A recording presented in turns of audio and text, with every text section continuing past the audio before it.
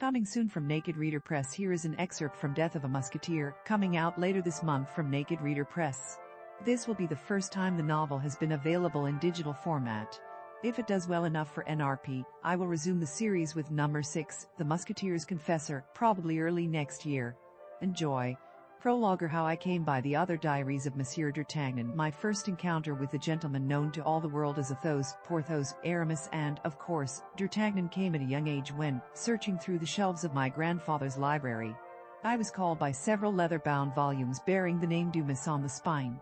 I hardly need tell anyone who had the good fortune of reading Monsieur Dumas's works at an early age, with what rapt attention I followed the actions of the brash young man from Gascony and his 3 daring companions. Over the years, I've returned to the same book and its companions 20 years after, and Viscount de Bragelonne every winter, when the snow first fell. I reread the adventures of the 4 charming rogues, again and again, by my cozy fireside. But I knew I'd never encounter them in any other writing. I was wrong. This winter, when snowflakes first danced on the thin mountain air of Colorado, and while my slippers and my hot chocolate waited with a leather-bound book by my comfortable chair, a delivery service dropped an unpromising battered cardboard box on my front porch. Inside it was a brief note from my father-in-law, some of whose ancestors immigrated to the New World at the end of the 17th century. Not a French speaker, he said he thought it best if I were given these papers, found in the estate of an elderly relation. I confess I perused them, at first, with some distaste. The pages had mildewed to an unappetizing shade of grayish-yellow, and I had to turn them with the greatest care to prevent their falling apart. I picked a word here and a word there, amid decay and mildew. The spelling was quite the oddest I'd ever encountered. However, on page 2 I found the name d'Artagnan, on page 5 the name Athos, and on page 10 the names Porthos and Aramis together. By page 15 I realized these diaries referred to murders investigated, solved, and often avenged by the 3 musketeers plus 1. I was hooked. After that, I devoured the 20 mildewed diaries with the eagerness of one too long separated from a childhood friend. Woven around the events that Dumas told the world of in his books, the diaries started with the fateful duel at the Barefoot Carmelites. However, they very quickly turned into a series of murder mysteries, often involving the highest nobility of France. The bulk of it was written in ink that had faded to brown, and in an angular hand that marched across the pages, with the certainty of a military officer on campaign. However, over it all, there were notes in other hands, squeezed in the margins and scribbled between the lines. I soon learned to identify the small, sharp, inclined hand with Athos, the round, well-formed ecclesiastical one, still with a hint of violet to its tints with Aramis, and the laborious printing with Porthos. The notes gave details that the writer of the main diaries, certainly d'Artagnan, couldn't have known at the time he wrote them. I do not know how his friends came to editorialize d'Artagnan's diaries. And I have no idea how or by what crooked lines of descent and inheritance or happenstance and luck those diaries passed into the hands of my family. The only thing certain is that those diaries, which I edited for coherence and adapted to our modern storytelling mode, reveal murders as intricate and fiendish as any writer could dream, and that these crimes could only be solved by Athos, Porthos, Aramis, and d'Artagnan. To whose spirit, nobility, and courage I hope my retelling will do justice. Sarah Dalmeda, January 2004. Colorado Springs, The Duel That Wasn't, where the Cardinal's guards are taught a lesson, a handy guide to the taverns of Paris. D'Artagnan knew he was going to die. It was April 1625, and the spring sun, fierce and blazing, shone like an unblinking eye over the bustling city of Paris. Henry d'Artagnan, aged 17, a slim, muscular young man with olive skin, dark hair and piercing black eyes, had arrived in town just the day before. Now, under the noon sun, he stood outside the convent of the Barefoot Carmelites, a religious house situated in a conveniently deserted spot on the outskirts of town. Around him spread fields of green wheat. The wind being still and no breeze stirring the sheaves, the only sound was the drowsy droning of insects, drunk with midday languor and heat. And d'Artagnan thought this was the last day of his life. If he weren't himself, if he were not the only son of nobleman Francois d'Artagnan, a hardened veteran soldier, d'Artagnan could have turned and taken off running through those fields, relying on his young agile legs to get him away from death. His mind cringed at such an unworthy thought. His opponent, with whom his sword was crossed, scraped the sword lightly along the length of d'Artagnan's, just enough to gain the young man's attention. And d'Artagnan turned towards him, at the same time that his opponent's second, who served as their judge in this case, dropped the white handkerchief, signaling the beginning of combat. His opponent came at d'Artagnan like a tiger, his sword pressing d'Artagnan close and demanding all of the young man's concentration. The man was called Athos, and he fought like a veteran duelist. which he was, being one of the older and more experienced, and, as far as D'Artagnan could determine, one of the most feared members of His Majesty Louis XI's corps of musketeers. Other things D'Artagnan had heard, once he'd given himself the trouble of checking, that the man had the personal friendship of Monsieur de Treville, that he was of noble birth, that Athos was a nom de guerre, picked up to hide disgrace or guilt. Athos attacked, driving the young man back and back and back, till D'Artagnan's shoulders were solidly against the whitewashed wall of the convent, and only his quick wit and quicker reflexes permitted him to step sideways and avoid being skewered.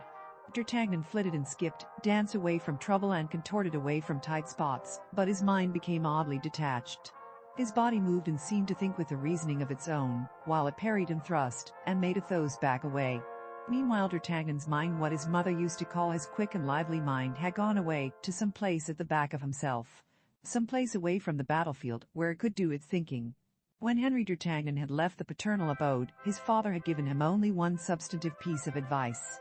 And that was that he fight often, that he fight well, and that he never tolerate any insult from anyone but the king or the cardinal, who was, truth be told, as powerful as any king.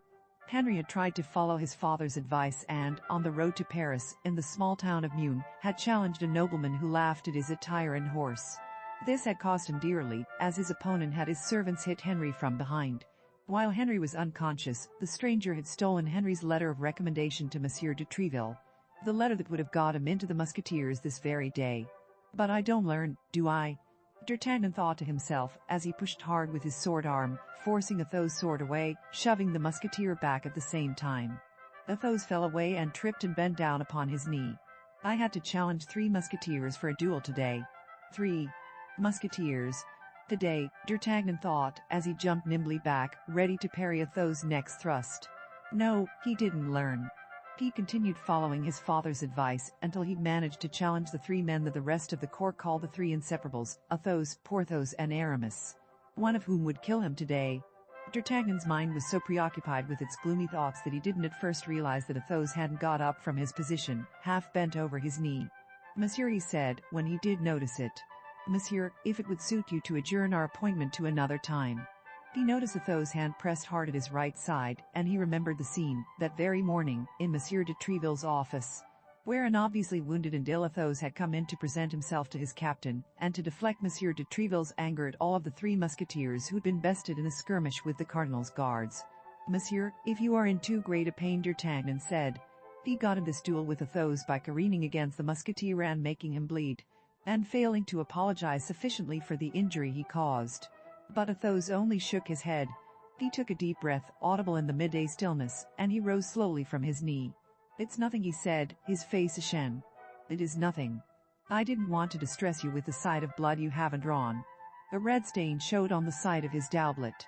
He changed his sword to his left hand. If you don't mind, I will fight with my left hand, though. It will not put me at a disadvantage, as I can use either hand to equal effect. But it might be harder for you to defend yourself. D'Artagnan nodded. He knew he would die anyway. And if he was going to die, perhaps it would be best if it was at Athos' hands. Of his 3 potential opponents, he liked and admired Athos more than the other 2. It was no dishonor to be killed by such a man. Athos straightened and pulled back a stray lock of pitch-black hair, which contrasted glaringly with his alabaster-pale complexion. D'Artagnan had heard that Athos was considered handsome by many men and even more women in Paris. This opinion baffled D'Artagnan. Athos' face was spare, with high cheekbones and intense, eyes burning with zeal. The rest of his features, precisely drawn and finely sculpted, made the man look less like a living being, and more like those caryatides of Greece and Rome, columns given human form, and forever holding aloft the white marble roof of a temple or palace. Athos' character, like his appearance, seemed as spare, as certain, as controlled as those columns. Rightly or not, he gave the impression of a man who served a cause greater than his own whims, purer than his own advancement. And this, D'Artagnan thought as Athos raised his sword, was what D'Artagnan would have liked to be if he ever got to live beyond his present 17 years. Aramis, Athos' second and D'Artagnan's next arranged opponent, stepped up. He was a blond man, so dainty-looking that one might fail to notice he was almost as tall as Athos and as muscular. Accounted a gallant by all who knew him, he was said to be popular with the ladies, and rumored to be entertaining duchesses and princesses by the score. D'Artagnan, who had challenged him to a duel over an argument started on a point of honor, had at first thought him just a dandy and nothing more. But Aramis's bright green eyes showed such a keen appreciation for the irony of D'Artagnan's situation that perhaps there was more to him. As he stepped up, picking up his white handkerchief from the ground where it had lain, he said, "You must restart the duel." D'Artagnan noticed that Athos was very pale still, his skin tinged with the gray of a man fighting extreme pain, and realized that Athos' old-fashioned Spanish-style doublet was laced tightly over his musketeer's tunic. "I would not object if you undo the ties on your doublet, since the sun is so devilishly hot." But Athos shook his head. "I thank you for your courtesy," he said, "but really, I'm afraid if I do it will restart the bleeding. The wound is bothering me." "Do not misunderstand me. I am eager to cross swords with you," D'Artagnan said. "But if you wish to wait and perhaps drink something for your present comfort," Athos smiled, a flash of genuine amusement. "Your sentiment does you credit, but I believe in collecting my debts promptly and drinking afterwards. And then, it is not the first time I've fought while wounded." He shifted his feet and tilted the upper half of his body forward, baring his teeth slightly, as if allowing the animal to peer out of his noble features. Come, Porthos spoke, from where he stood by the white wall of the convent, hands the size of hams folded over the guard of a very substantial sword. A red-headed giant, he dwarfed other men with the size of his lean, muscular body. Each of his arms looked to be the size of D'Artagnan's thigh, each of his legs like an oak tree trunk. And yet he gave the impression of suppleness, of not a wasted ounce on his huge frame. "You are all talk. Less talk and more fighting. Remember, Athos, he owes me satisfaction after you and Aramis have your turns. He offended me most horribly on a matter of fashion." Did D'Artagnan fancy that a smile crossed Aramis's and Athos' lips when Porthos spoke? Aramis raised his eyebrows and, still holding his handkerchief aloft, turned towards Porthos. "When you wish to be so rude, you should speak for yourself only, Porthos. I have no objection to the noble and proper sentiments these gentlemen express.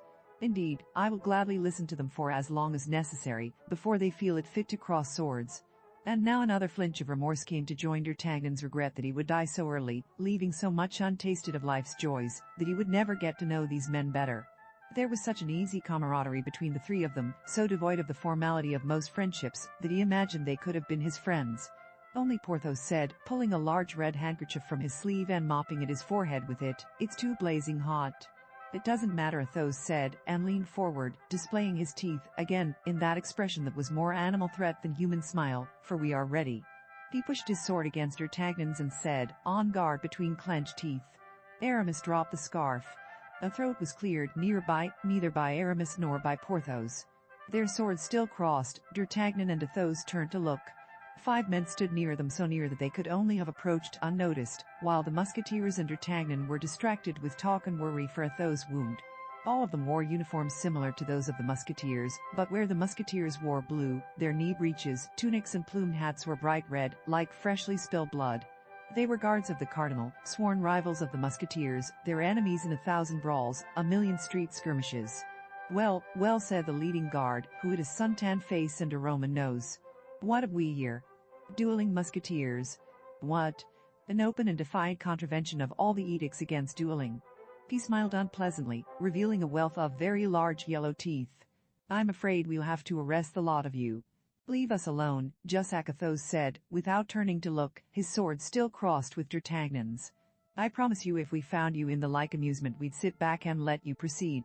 Enjoy and amuse yourselves, have the profit of our injuries with none of the pain." Jussac smiled wider. "That's as it may be, Monsieur Athos. But the thing is there is an edict against dueling, and our master, the cardinal, wants laws obeyed." Athos lowered his sword. He turned to Jussac and, with an air of strained patience, said, "Nothing would please me more than to oblige you. But, you see, our captain, Monsieur de Treville, has forbidden us from being arrested." Jussac sighed in turn. He lifted his hat and scratched under it at his sweat-soaked hair. "Think about it," he said. "There are only 3 of you, 1 of you wounded. 3 of you and a child who was dueling you.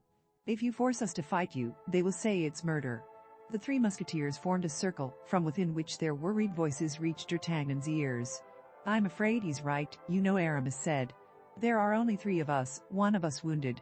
And there are 5 of them, Jussac, Brissac and Cahusac, the 3 fiercest fighters in the guards, and 2 of their companions. They will slaughter us." Athos paled yet further and glared, his zealous blue eyes seeming to flame. His features hardened into a harsher pose of dignity. "I would rather die than appear before Monsieur de Treville defeated again." "Me too," Porthos said. D'Artagnan remembered the scorching reproach that Monsieur de Treville had inflicted on the three musketeers that morning. Everyone waiting in the captain's antechamber had heard it. He didn't blame the three for not wishing to face such humiliation again. "Very well, then," Aramis said. He straightened a little and squared his shoulders. "We'll die here." "You," the child Jussac said, pointing at D'Artagnan. "Save yourself. We'll allow you to go." D'Artagnan looked at the three musketeers who were so calm, so resigned, gallantly preparing themselves for death, rather than facing dishonor. He looked over at Jussac, who smiled benevolently at him, showing long yellow teeth. He pushed himself into the musketeer circle, shoving his sweaty face between Aramis's and Porthos' shoulders. "You are wrong," he said. "When you say there are only three of you, I count four of us." They looked back at him, and for a moment it looked as though Porthos were on the verge of asking who the fourth one might be. But, before he could, Athos smiled. "You're a child," he said. "And someday you'll be a man I'd be proud to call a friend. But right now you're a boy. And this is suicide. Our chosen death. Save yourself." "No," D'Artagnan said, his certainty growing with the rebuff. "No. I'll stay and fight by your side." "But, you're not a musketeer," Aramis said. "Why would you want to die with us?" "Though I don't wear a musketeer uniform," D'Artagnan said. "In my heart I am a musketeer. And though I might only be able to give you very little help, if I leave and save my life, I'll never be able to live with myself." For a moment Aramis stared at him, Porthos frowned at him, and Athos furrowed his brow as if indeed thought. And then Athos smiled. "You're right," he said. "There are indeed four of us. Athos, Porthos, Aramis, and your name, my friend." D'Artagnan answered, as his heart hammered faster and faster in his chest, and once more he was sure he was going to die. This time he knew he was going to die at the end of the Guards' words. But he would die next to musketeers. He would die almost a musketeer. His father would be proud. Well, then, Athos, Porthos, Aramis, and D'Artagnan. One for all and all for one. If death is to come for us, let us not keep her waiting. Let us go out and meet her halfway, like gallants, and receive her kiss proudly. We grow impatient, Jussac thundered, outside their circle. Will you save yourself or not, boy? Because if not, we're coming to get you. The circle broke apart as though they had rehearsed, and the four of them faced the five guards. "We've made a decision," Athos said, his voice steady and calm. "Oh," Jussac said. "I hope it's a sensible decision." "Very," Athos said, and removed his hat, and bowed with a deep flourish. "We are going to have the pleasure of charging you." Before the guard could snap shut the mouth that he'd let drop open in his astonishment, Athos' hat was back on his head, and Porthos and Aramis had unsheathed their swords. "One for all and all for one," they shouted, as they fell on the guards.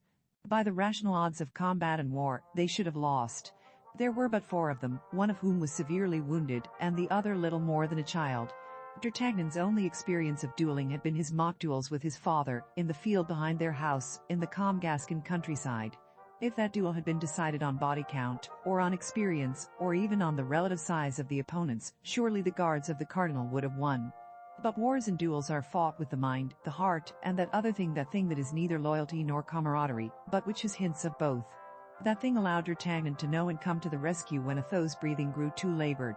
That thing allowed him to go away when Athos had recovered enough to resume his own battle. And duels are also fought with pride and fear. The three musketeers were too proud to surrender, too fearful of Monsieur de Treville's wrath to allow themselves to be arrested. They fought like fury unleashed. Porthos fought and defeated two enemies at once. And so, 15 minutes later, the only one left standing of the small army of cardinal guards was de Brissac, like D'Artagnan, a Gascon, and like D'Artagnan, ill-suited to surrender. Surrounded by all the musketeers, he broke his own sword upon his knee to avoid losing it. But then he gave up. He helped the musketeers and D'Artagnan take the wounded and dead to the convent's door, and stayed behind with them, while the musketeers and D'Artagnan rang the bell and walked away. Years later, D'Artagnan would try to recall the rest of the afternoon. All he would remember was Athos promising that he would show D'Artagnan the best taverns in Paris. And then they'd gone to the Louis, where there were 10 musketeers and where, when Porthos had told their story, people had rushed to buy them strong, sweet, fiery liquor. From there, they'd walked a block to the Maiden's Head, where the 7 musketeers present had listened to their story with awe. And then to the Head and Bucket, where, at the telling of their tale, musketeers and sympathizers had bought them a sparkling white wine. D'Artagnan remembered there had been a pause between the grinning corpse and the coup de grace, while he leaned against a wall in an alley, and lost most of the wine he'd drunk in the preceding hours. But then they'd taken him to the drinking fish for a few mugs of house special, and from there to the drunken lord for something that tasted like liquid fire.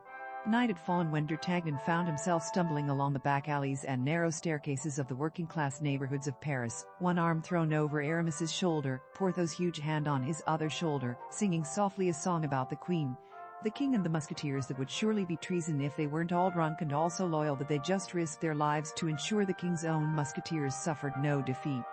We should take the boy home first, Athos said. He had to be drunk.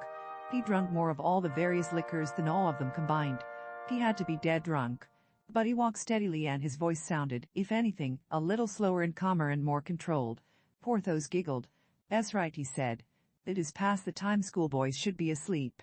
Where do you live, D'Artagnan? Aramis asked. Rue des Fossoyeurs, D'Artagnan said, glad he'd rented lodgings before going in search of his fate outside the Barefoot Carmelites. Looking back, it had been presumptuous to think he'd survive 3 duels. But, at least, he'd have a place to sleep tonight. Good, Athos said. That's just around. He turned, as if to get his bearings, and as he turned, and they with him, they all saw a figure in the uniform of a musketeer cross the alley right in front of them. Oh, I say, wait, Athos said. Wait, friend. King's musketeer, hold. Have you heard that we defeated Jussac outside the Barefoot? The musketeer jumped, as if touched with hot iron, and took off running, the sound of his steps echoing and reverberating through the maze of narrow streets. The musketeer stopped and frowned at the space where the unknown musketeer had been. That's abominably rude, Aramis said. Musketeer or no, someone should teach him some manners, Porthos said. He should buy us a drink to make up for it, Athos said. After all, there must be a place still open. As one man, they ran, pursuing the fugitive. D'Artagnan followed the sound of their steps. They ran down so many blind alleys, careened precipitously down so many worn staircases, that D'Artagnan was sure they'd never find the runaway musketeer. He'd be lucky if he didn't get separated from his friends. But at last, they all surged into an alley. And there, on the ground, the musketeer lay. The 3 musketeers had been calling and jeering and laughing, but now all their noises stopped. It was suddenly very quiet in that alley. Far away, an owl hooted, chasing prey in some attic. D'Artagnan drew a deep breath that sounded too loud in the silence. It can't be, Aramis said, under his breath. But though D'Artagnan had never seen a dead body, he knew the musketeer lying on the muddied, smelly ground of the alley was dead. If asked, he could have given no more justification than a certain angle of the arm protruding from under the body and the stillness, the eerie stillness of whole body. He's dead, he said. Aramis crossed himself and Athos stepped forward, towards the corpse. Cross-posted at classical values. If you like this content and want to support this channel, the blog, and Sarah's continued writing, please like and subscribe. If you really enjoy the content, please come and join the fun at accordingtohoyt.com.